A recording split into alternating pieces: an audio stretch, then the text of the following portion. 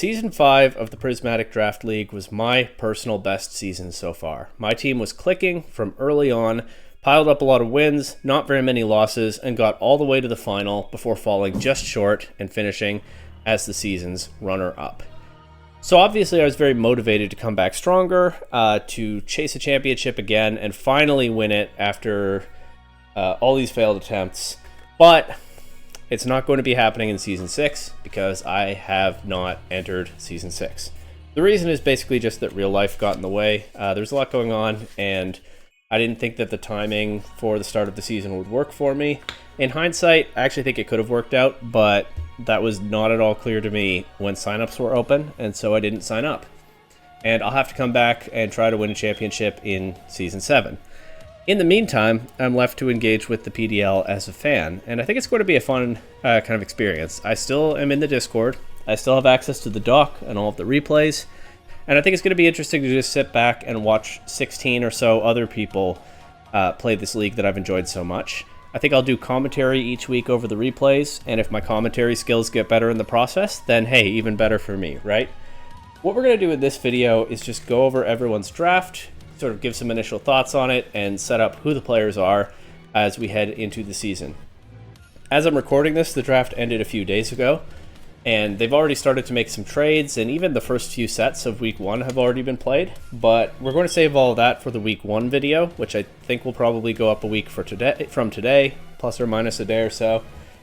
But for this video, it's only the draft, and we're going to show exactly what the status of each of these teams was at the moment that the draft ended. I'm not going to go super deep into the rules this time because I don't have decisions of my own to explain, but a quick refresher on some of the key points for this league. This is a VGC style draft league, so all sets are best of 3, bring 6 Pokemon, pick 4 for each game. And this one specifically is Regulation H style, which means that Legendary, Mythical, and Paradox Pokemon are all banned. You will not see any of those drafted. The only thing in terms of the battle format that really sets this league apart from an actual VGC tournament is that it's closed team sheet. So, yeah, the opponent, if you're playing in this league, the opponent doesn't see your sets before the battle starts because that takes some of the surprise factor out of Draft League, and people in this league, including me, don't really like that. As far as the rosters go, it's an 11-round snake draft. Every player had to draft exactly 11 Pokemon in snake order. And of course they're sorted into tiers, as is typical in a draft league, with some slots being relatively flexible, but with a points budget assigned to by those Pokemon.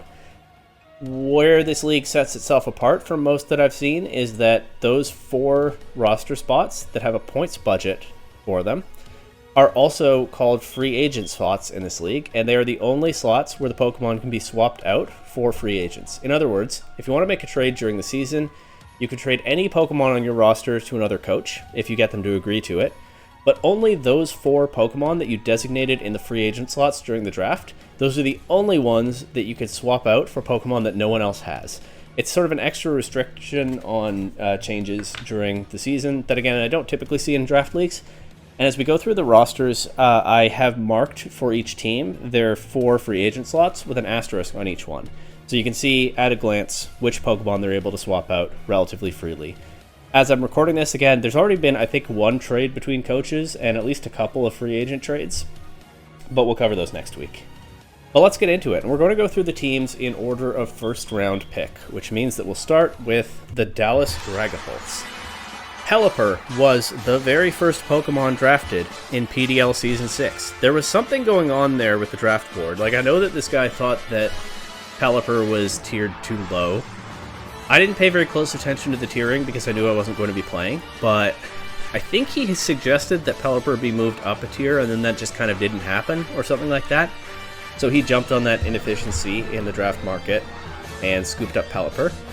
And he's put up a pretty nice rain mode around it with 2 strong Swift Swim attackers in male Basculegion specifically, higher attack stat than the female, and Overquill. Of course, Overquill doesn't have to run Swift Swim, it can run Intimidate support stuff, but it's very strong with Swift Swim, especially being a poison type and not a water type, able to threaten some of Basculegion's checks and counters. Also, the dark typing should help into ghosts.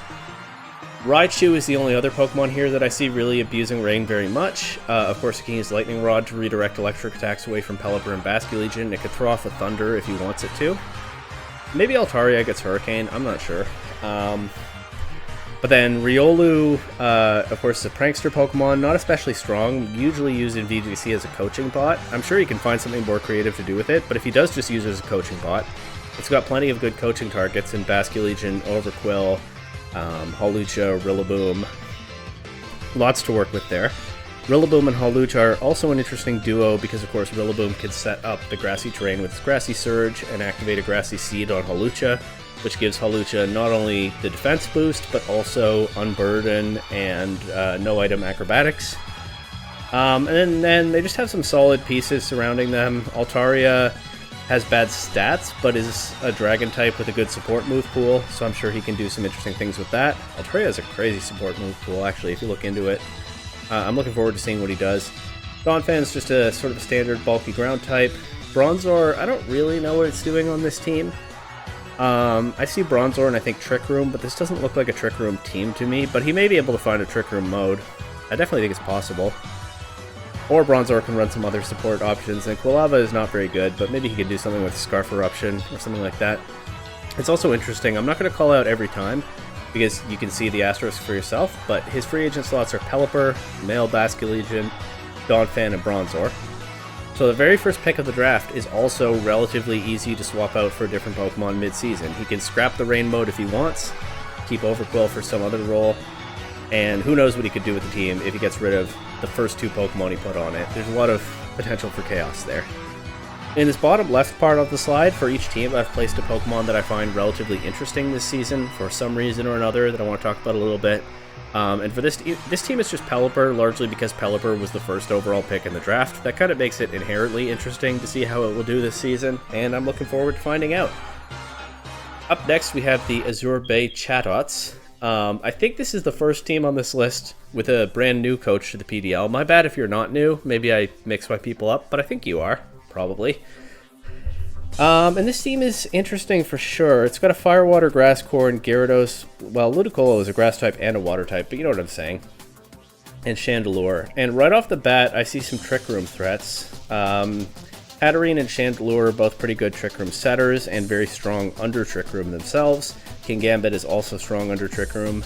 I think Magnezone probably could be. It hits very hard and it's not very fast. I don't necessarily know what they're doing picking Gyarados second overall in the draft. I mean, I don't dislike it. Gyarados is a good Pokemon. It gets Intimidate, or it can try to Snowball with Moxie. We usually use Intimidate. It has good attack stat, good bulk. It can set up with Dragon Dance, although I don't know that this team is really geared toward that, apart from the Venomoth being able to support it with Rage Powder and Sleep Powder. But it's certainly an option. I definitely don't know what they're cooking with the Gyarados, but hey, that doesn't mean that they've made a bad choice. I'm not going to know what all 16 people are cooking when I just glance over their drafts here. We'll have to watch their games and see what they come up with. There could be something very creative here that I'm not seeing. I am, in fact, not seeing it right now, but they have a lot of good Pokemon, and they definitely can do well, I think. I don't necessarily know what Hitmonlee does. It's a fighting type. I think it's relatively fast. I don't know what Gabite does. But yeah, well, they'll come up with something, I'm sure. Chatot is the Pokemon that I've selected as an interesting one. Did I say Chatot? I meant Squawkabilly, which I think is the closest they can get to having a Chatot on their team, since I don't think Chatot is in Scarlet and Violet, unless I'm misremembering. Squawkabilly is not a super strong Pokemon, but it is actually fairly interesting. It got a little bit of play in VGC, I don't remember which format, but a few formats ago. It gets Intimidate, some of the forms get Guts, I think it gets like Parting Shot, so it has some tools to work with, and it'll be interesting to see what they do. Also, it was the only Pokemon in the entire draft whose name I didn't know how to spell. I actually had to stop in the middle of making this slide and go back into my spreadsheet and correct my spelling of Squawkabilly, so if nothing else, it got me with that. Up next, we have the Send It Sandshrews, hosted by our co-commissioner, who's been playing in this league for a long time. The guy I had a very hard time scheduling with last season because of time zones. But yeah, he's back again with a Sun team. Well, at first glance, a Sun mode of Venusaur and Torkoal. Very strong. Venusaur, of course, brings Chlorophyll, boosted, Sleep Powder, and strong attacks. Torkoal probably benefits from Trick Room, and here he couldn't get female in DD, but he does at least have male in DD to support it. I'm guessing Espeon probably gets Expanding Force. I think male in DD does, so I don't know if he has a Psy Spam mode, but he definitely has some Psychic Terrain stuff. You can see sort of traces of a typical VGC Sun team, even though he's had to compile it out of drafted pieces. Greninja is a fast water type with a lot of options. Electivire is, I guess, just a reasonably strong electric type. I don't necessarily know what some of these Pokemon are for. Hitmontop is pretty good support-wise with Intimidate, Wide Guard, Fake Out. I think Hitmonlee gets Fake Out as well. Back on this team. And some other techs. I looked at Copperajah in one of our past drafts, and it's just kind of like it's just a Steel type. It's not especially noteworthy, but it's not especially bad. And it gives you Steel type resistances and coverage if you want them. I don't know what he's cooking with Minior. We'll find out. So I don't necessarily know what this team does apart from Venusaur Torkoal stuff, but Venusaur Torkoal stuff is very good, and he has the pieces to figure out some other interesting modes around them. Definitely one where we'll keep an eye on his creativity as we go.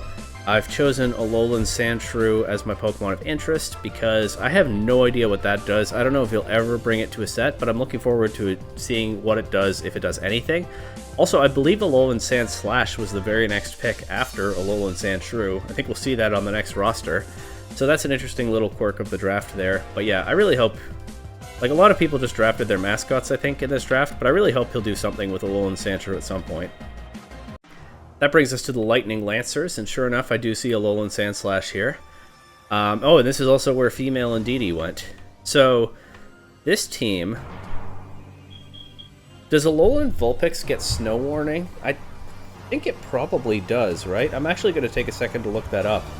Because I think regular Vulpix gets Drought.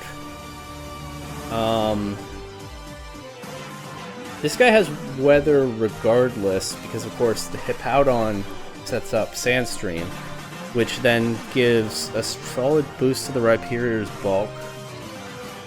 Alolan Vulpix does get Snow Warning. He can combo that with Slush Rush, Sandslash, or even just give the Ice-type defense boost to Crabominable.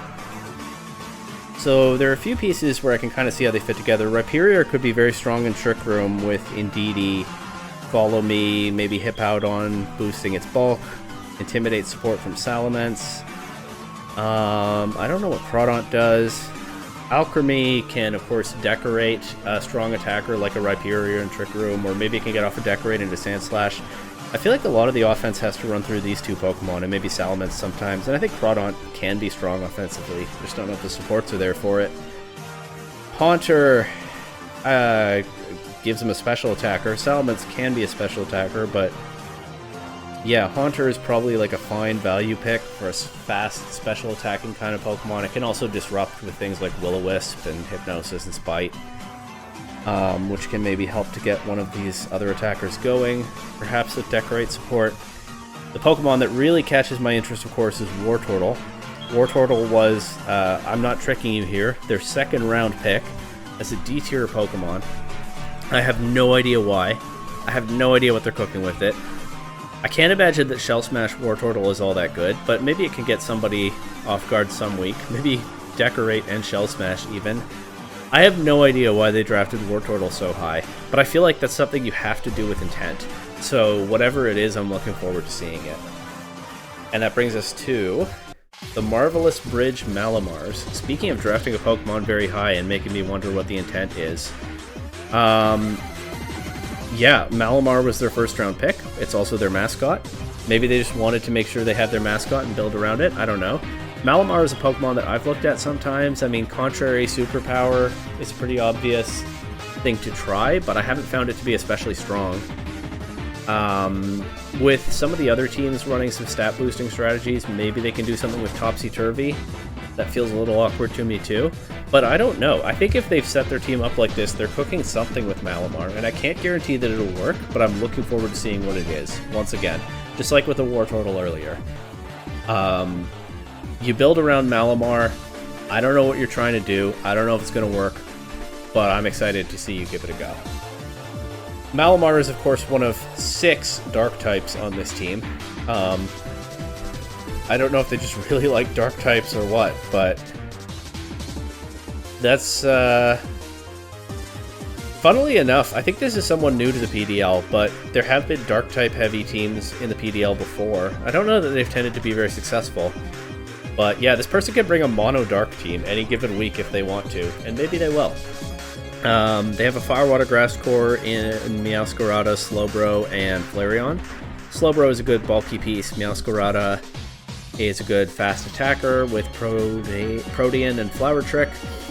I had Flareon one season. It's not amazing, but it's actually pretty strong with Guts, so you can do something with that. Then they just have like a generic good Pokemon in Metagross. I wonder whether they'll do... I don't know, I feel like there's some kind of combo you can come up with where like Meowscarada activates a weakness policy on Metagross or something. That could be interesting. They also can set Trick Room with Slowbro. Do they have Trick Room pieces? They have Bellydrum Greedent, very slow, sets up very quickly. They have Bisharp. So there may be something there. And then Mandibuzz is a bulky support. Granted, it shares a lot of weaknesses with a lot of the rest of the team. Mightyena brings Intimidate. Meganium is not very strong, but it is bulky with a probably pretty decent support move pool. So another one where I don't know what they're cooking, but you can kind of see some pieces that they can combine in some interesting ways, and I'm looking forward to seeing how it goes. We move on now to the Boston Biblically Accurate Mousehold. Be not afraid, but this is my favorite team name and logo in the current season. Therefore, I guess as a fan, this is who I'm rooting for to the extent that I'm rooting for anyone at this early point here. They also have some very familiar faces, which I guess you won't know about if you're someone who's just watching my Draft League content and not involved with the league. But my first season in the PDL, which was Season 2, which I did not record because I wasn't doing this yet, my first 2 draft picks were Mousehold and Armarouge. So there's some real nostalgia in seeing them paired up together again here. This is another team where I don't necessarily feel like I know what they're cooking. They can do Trick Room stuff. I'm not sure any of these Pokemon get Trick Room except Slowpoke, which isn't the best setter, but it's not the worst either. They do have some slow Pokemon, especially in Armarouge. They could set up like Rage Fist stuff with Primeape, maybe bulk up. They have support from Clefairy. Yeah, I don't... Oh, they can do Mouseape, but they have Primeape instead of Annihilape. That's something. I don't know what Poltegeist does, but it does get Shell Smash. They do have a Firewater Grass Core, if not a super inspiring one. Yeah, I don't... This is a very creative player who runs a lot of interesting gimmicks, so... I don't know what they're cooking here, but I absolutely believe that they're cooking something. Illumise is a pretty decent prankster Pokemon. The Dipplin is interesting, because it suggests they have an interest in lowering the opponent's evasiveness, maybe with Hustle Flapple. Although that really stacks up weaknesses if you bring those two. But I picked Hisuian Decidueye as the Pokemon of interest. Armarouge is very interesting as well, being a strong attacker in Trick Room or in a fast mode, especially with weak armor weakness policy. But I know this player has been very interested in Hisuian Decidueye in Regulation H so far, as in actual VGC laddering, not just draft, and has no doubt brought that interest to this Hisuian Decidueye pick in this draft season. So I think they're going to try to really show what that Pokemon can do. And Triple Arrows is a weird broken move that I think can do a lot. Next up we have the Mauville Mudkips. Garchomp, Talonflame, Scizor, Gardevoir, Ampharos, Swampert, Leafeon, Decidueye, Crocodile, Duraludon, and Mudkip. This just looks like a pretty solid team to me. Like, they have a lot of good pieces. They have Firewater Grass and Talonflame, Swampert, and pick one of these guys. Talonflame doesn't really play like a fire type most of the time, but I see no reason it can't in draft. Talonflame, Tailwind support should combo pretty well with Garchomp. That's definitely an interesting duo. And then you have Scizor to help Garchomp deal with Fairy types and Ice types. Fairy Dragon Steel Core with Garchomp, Scizor, and Gardevoir. That should have a lot of synergy in a lot of their matchups. Ampharos is not a very remarkable electric type, but it's a reasonably strong one. I don't know what Leafeon brings to this team necessarily. I feel like Decidueye is usually at least the more versatile grass type. But then you have Crocodile for another strong physical attacker. It can maybe even run Earthquake next to Talonflame, benefit from the Tailwind, and Snowball with Moxie. I think that could be an interesting play for them. Duraludon is just kind of a good, bulky, defensively well-typed Pokemon. I picked Mudkip for the slot down here because I think they just drafted their mascot, but I hope they bring Mudkip some week, and I hope it puts in work. I have no idea what it could possibly do, but I really hope I find out something by watching it.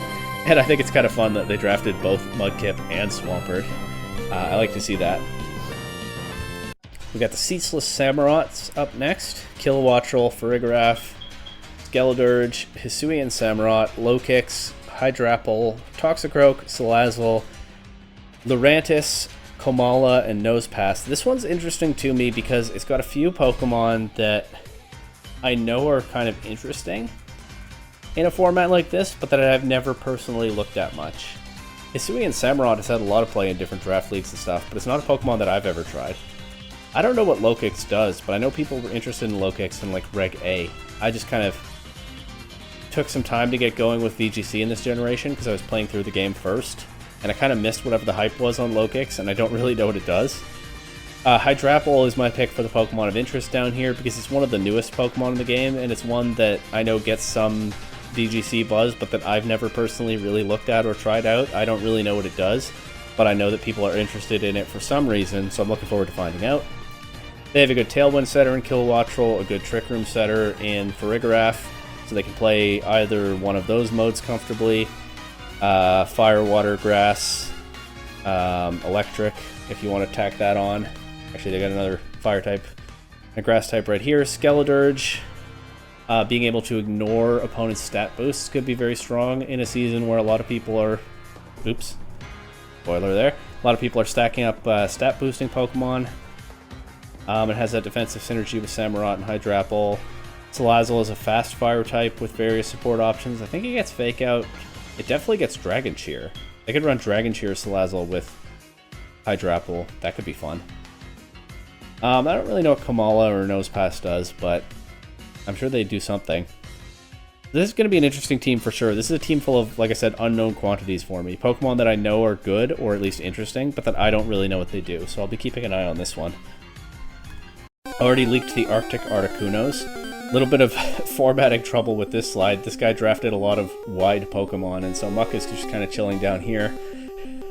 Along with its teammates, Blood Moon Ursaluna, Sinistcha, Blazebreed Tauros, Hisuian Electrode, Haxorus, Blastoise, Skarmory, Charjabug, Chestnut, and Glimmet.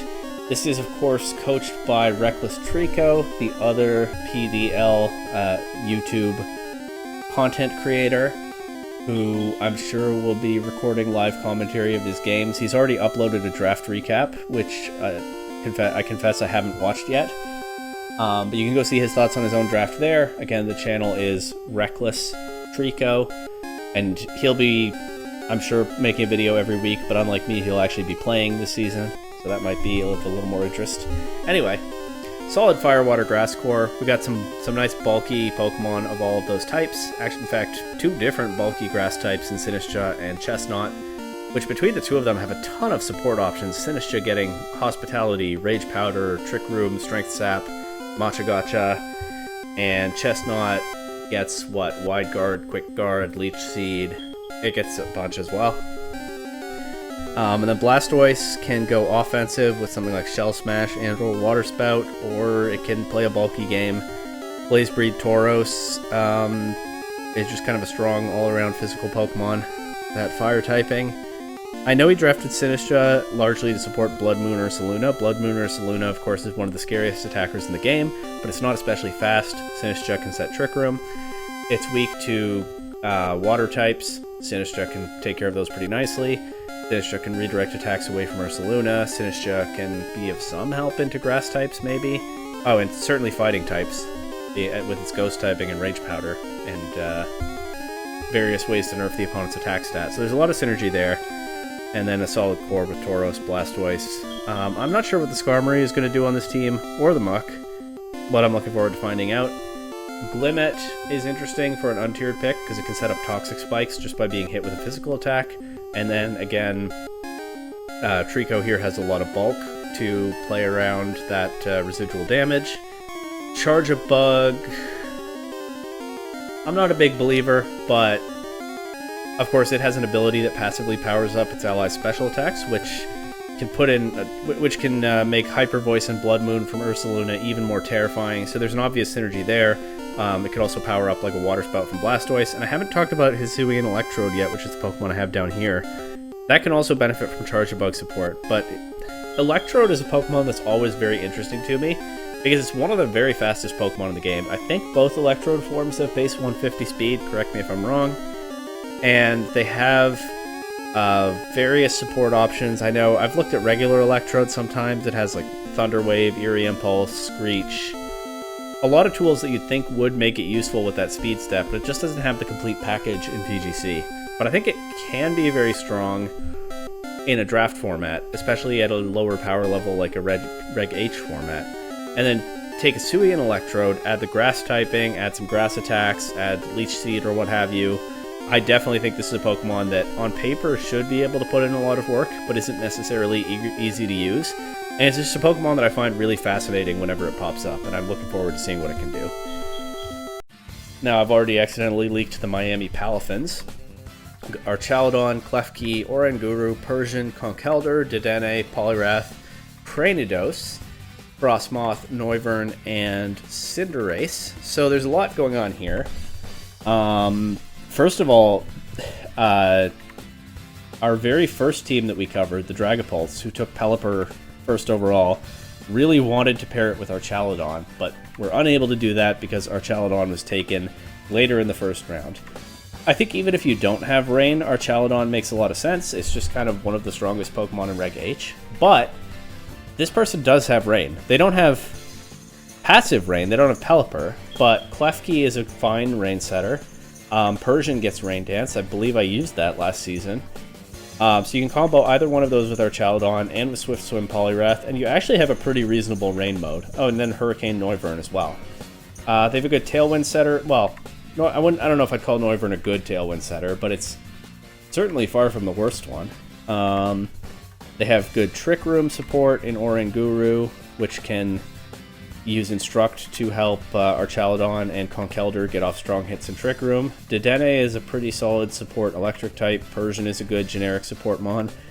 I've only talked about Rain Dance on Klefki, but of course it's also good for setting screens and for sticking around with the Steel and Fairy typing. Frostmoth can give them, I don't know, Wide Guard.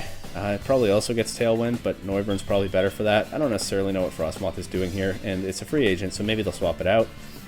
And then in the very last round of the draft, they got a strong fire type in Cinderace, which can wreak all kinds of havoc with its high speed stat, Libero, wide move pool. I think that complements this team really well, especially outside of Rain. But it could definitely make a lot of noise in like a Tailwind mode with Noivern or something. And yeah, Trick Room, they can bring Archaludon, Conkeldurr. Rain, they can bring Archaludon, Poliwrath, maybe Noivern. There are a few different ways they can play, and they're going to be hard to prep for each week for sure. Klefki is my Pokemon of interest because mostly it's their stealth Rain mode, right? Klefki getting Prankster Rain Dance means that missing out on Pelipper is not necessarily that big a deal to the Palafins, but it's also a support Pokemon with a lot of interesting moves, and I think it can be scary good in a lot of formats, and it's something that opponents can't sleep on. Next, we have the Flatland Flat Sands. You can see that their first two picks here are in italics. Unfortunately, the player who was originally coaching this team had to drop out mid-draft, and so PDL veteran Pancake Mix was brought in as a replacement. And I believe that was between the Clefable and Lucario picks. Like I think Pancake was actually on the clock right after they took over this team and picked Lucario then.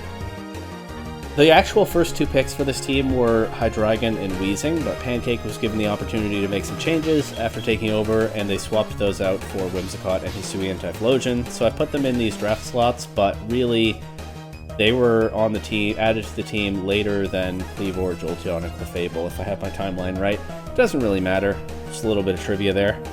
Hisuian Typhlosion is my Pokemon of interest here. Very strong with Eruption, especially in Sun.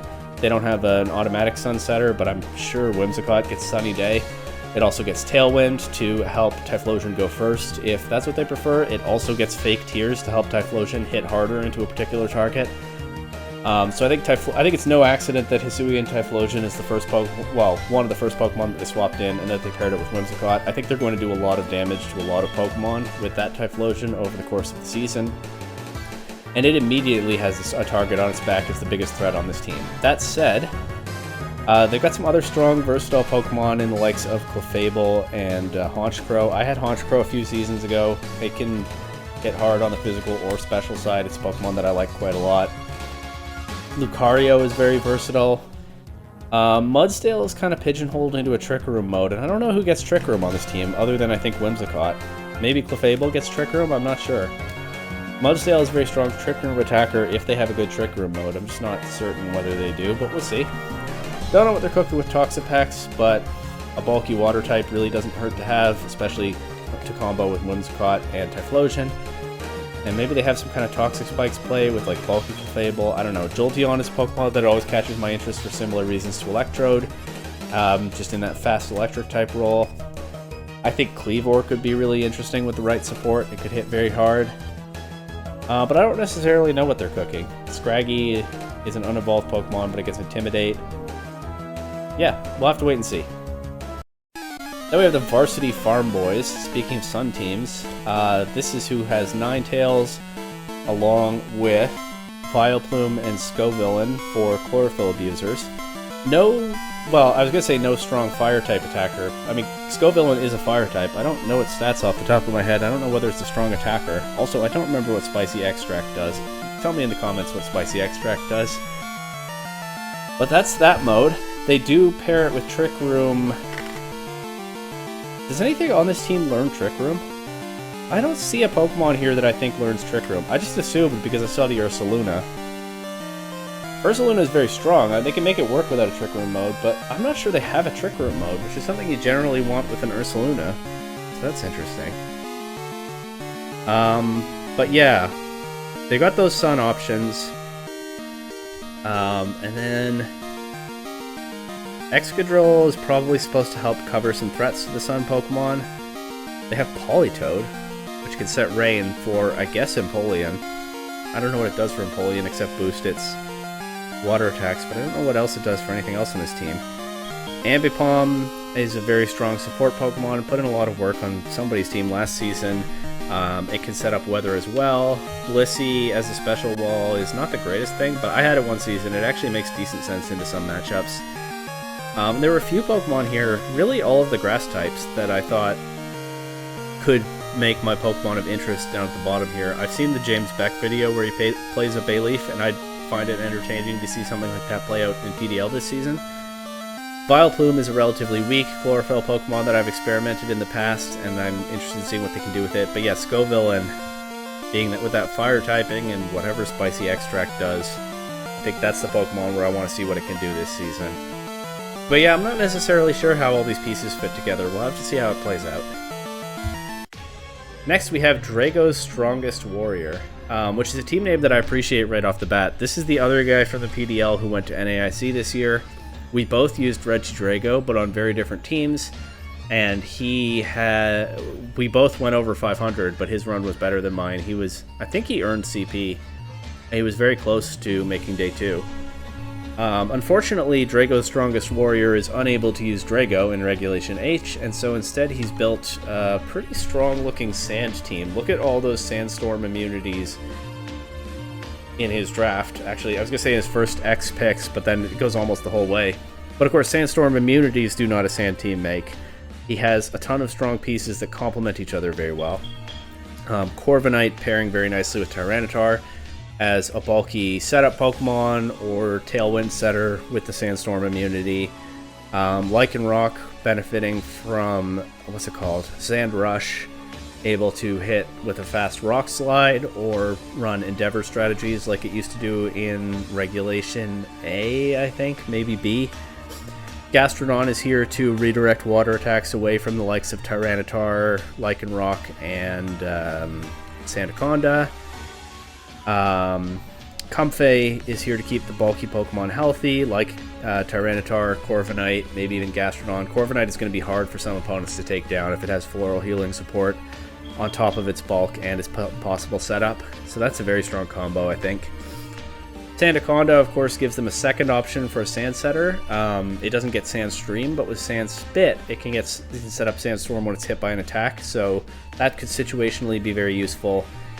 Rookie is going to make it even harder to bring down some of his bulky Pokemon. Of course, Grassy Terrain Recovery won't work on Corviknight unless Corviknight Terastallizes, but if it does Terastallize out of the flying type, then it gets that perk on top of maybe Leftovers or Floral Healing or what have you. Actually, Grassy Terrain also buffs Floral Healing, doesn't it? But Pokemon like Probopass, Gastrodon, Tyranitar, they can all benefit from the Grassy Terrain as well. I don't necessarily know what the Probopass does. It gets Thunder Wave, which can make opposing Pokemon more susceptible to Rock Slides from Tyranitar and Lycanroc, so that's something. I don't necessarily know what else it does here. I think it gets Gravity. Well, we'll see. Zebstrika is not the greatest as fast electric types go, but it definitely does help to fill that niche here. Frogadier is pretty weak, but maybe it can do something with Protean and its wide move pool. And then the Pokemon that's caught my interest is Cacturne, because Cacturne is a Pokemon with like not terrible stats that just never seems to put it together in any format. You never see Cacturne pop up as a threat that's going to do much, but here it is. It gets Sand Veil, so it can dodge attacks in Sandstorm, and maybe it can get going with, I don't know, I think it gets Swords Dance, I think it gets some good support moves. I don't even know what Cacturne does in Generation 9, but I hope that it will do something for this team. Next we have Big Time Sand Rush, and there's an interesting dynamic between these two teams in that Big Time Sand Rush, I'm pretty sure this coach created this brand with a sand team in mind. And then someone else drafted Tyranitar and later Lycanroc. We saw Excadrill on another team earlier. The sand team didn't work out. Instead, this coach put together first a strong Fire Water Grass core, Volcarona, excellent fire type, Aqua Breed Tauros, excellent water type, Serperior, solid grass type, and then built it out from there with a lot of strong pieces. Tinkaton with the Fairy and Steel typing, with support moves like Fake Out and Faint, with, I know Gigaton Hammer is nerfed by Tinkaton's attack stat, but it still can hit some things very hard. I don't know what he's going to do with Trapping, but he has it. Venonat can do Rage Powder, Sleep Powder stuff like Venomoth. And then he's got a bunch of interesting support and complementary pieces here. Dracloak, I think the same coach he used last season. It can be bulky and spread status and stuff, but then Espathra can speed up a speed boost and use Lumina Crash to get the special defense drops and open holes for the likes of Serperior and Volcarona. It also can do Hypnosis stuff. Pommet can make this core even harder to break by bringing something back with Revival Blessing. Also gives them an electric type. Ice Cube can set up to +6 with Belly Drum, and while Ice Cube might still not be the scariest Pokemon, that means they can get +6 Flamigo in next to the Ice Cube. That's not the only way that this team has to boost Flamigo. Terrablast Stellar Superior could do it. Tauros probably gets bulk up or something. Pommet probably gets bulk up. They could do Quiver Dance Flamigo, but I've used Flamigo in this league in the past, and I can tell you its special move pool is not worth it, as far as I can tell. But we'll see. This is a better player than me. We'll see what he comes up with. But Flamigo Ice Cube is definitely a scary combo, with possible support from Venonat, Tinkaton, even Gothorita, even Volcarona. This guy has a lot of Fake Out and Redirection as well. So that Flamigo could put in a lot of work, or the Superior can, or the Volcarona can. This is going to be a tough team to deal with if he just prepares for his matchups correctly. And I believe there are just 2 teams left to go through. First is the Alaskan Absols, run by PDL Commissioner Shadow, the man behind the entire league. This is where Incineroar went in the draft with the second last pick of round 1. Incineroar is my Pokemon of interest here because how can it not be? I mean, I'm a Wolf Glick viewer.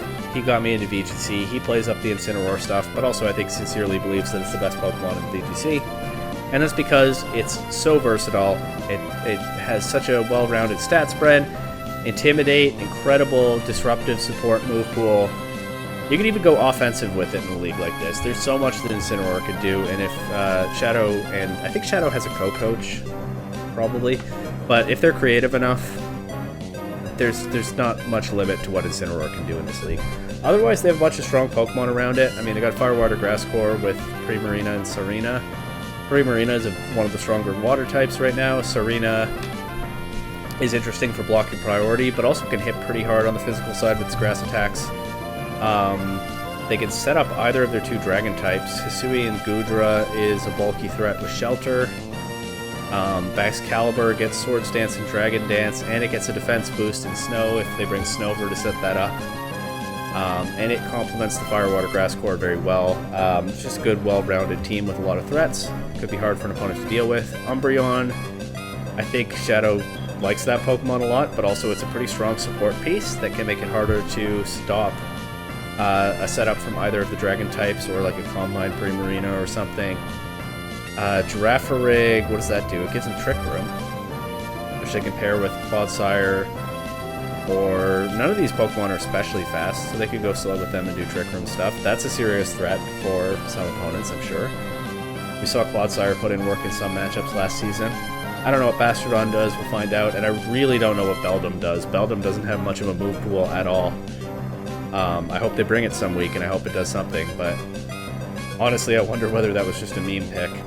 You know what? If I suspect it's a meme pick, Shadow, I want you to prove me wrong. So let's see Beldum put in some work.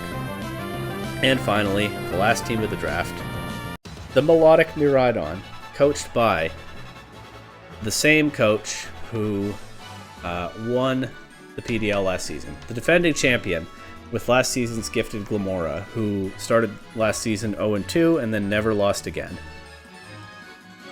Now back, coaching the Melodic Miraidon with the last pick of round 1, taking Dragapult. Dragapult, of course, is one of the fastest Pokemon in the game right now. It can hit hard on either side of the spectrum. It has good support options like Will-O-Wisp, Screens, Breaking Swipe.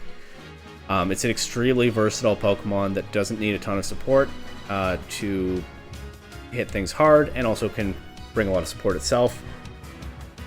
It should be one of the best Pokemon in a draft format in Regulation H. So, excellent pick for the last one of the first round. Glamora, I don't know what to say. They have a lot of strong pieces. Glamora can set up Toxic Spikes or just hit hard on the special side. Gallade is a strong physical attacker with stuff like Wide Guard and Trick Room. Ribombee, I think, gets Tailwind. It definitely gets some support options. Sneasler is another unburdened Pokemon that can combo with Thwackey for the grassy terrain. Follow Me Magmar put in work on my team last season. Vivillon gets Tailwind for sure. I'm not sure why they have both Vivillon and Ribombee, but maybe I'm missing something about what Ribombee does. But Vivillon can set up with Quiver Dance, it can use Rage Powder. It actually is a pretty reasonable support Pokemon that got play in like Regulation B. Bruxish, strong water type, blocks priority. Impidimp, Prankster, Mini Grimmsnarl with fewer options, but still some of the same support options as Grimmsnarl. Yeah, I don't necessarily know how this team fits together, but it just has a lot of individually strong pieces that are sort of like responsible choices. Like, I talked up Magmar as a responsible choice for my team last season because I wanted a fire type, and the best that I could get were bulky and had support techs. And so Follow Me, Eviolite Magmar was not a very exciting Pokemon to bring week after week, but it just was solid. It rounded out the core of my team well. It put in work. It was like a good, honest, blue-collar player of Pokemon Draft League. And there's a lot of that kind of thing on this team. Pokemon that are not necessarily superstars, but that I think can combine their strengths very well to put together something that's just really solid and hard for an opponent to deal with. And I know that this guy can be a solid player. We saw it with the double Firewater Grass Core in last season, with the Sun Mode and the Dozogiri, that just nobody could solve from week 3 on. And I definitely think it's possible that the defending champ has another run in him, but some of these other teams are not going to make it easy, for sure. But Dragapult was an excellent starting point. Now my Pokemon of interest is the Mr. Irrelevant of this draft, the very last pick of the PDL Season 6 draft, Diglett. That's all. I put it here because it's the last one, but I'll be interested to see if it does anything. But that's the draft. One more time, quickly. Tell me who you're rooting for in the comments. Dallas Dragapults, Azure Bay Chadots, Send It Sandshrews, Lightning Lancers, Marvelous Bridge Malamars, Boston Biblically Accurate Mousehold, Mova Mudkips, Ceaseless Samurats, Arctic Articunos, Miami Palafins, Flatland Flat Sands, Varsity Farm Boys, Draco's Strongest Warrior, Big Time Sand Rush, Alaskan Absols, Melodic Miraidon. No matter who you're rooting for, it's going to be a fun season, and an interesting team is going to win it. That's all for now. Next week, we already have some trades to cover, and we'll cover the first week of replays. I do plan to go through the entire season, so we'll see together who wins. For now, see you later.